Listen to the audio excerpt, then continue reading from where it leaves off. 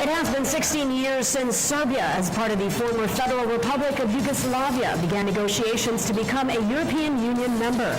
As VOA Europe correspondent Luis Ramirez reports from Belgrade, Serbia's recent troubled history plays a big part in how people see the argument.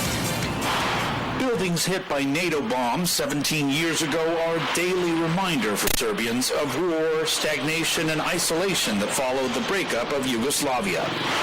Prospects of joining the EU represent hope for some.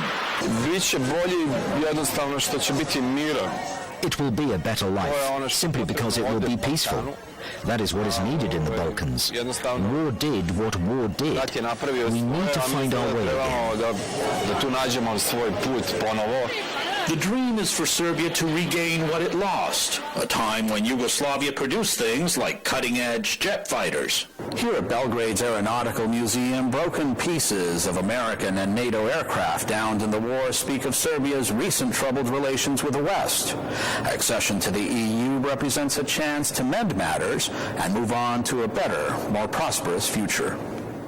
But to some, like organic farmer Zoran Petrov, joining the EU would undermine individuality, tradition, and culture.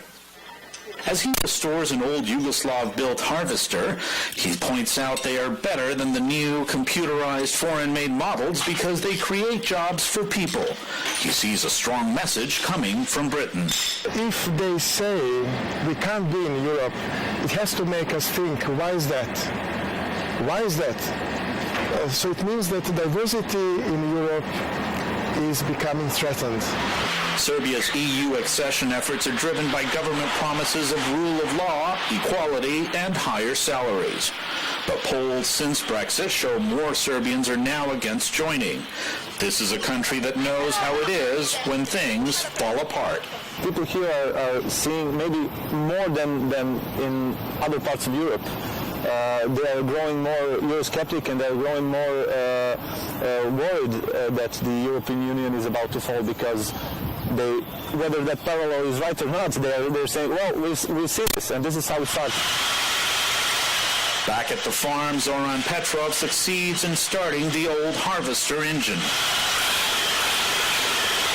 Like the engine, he believes Serbia can get a new start on its own.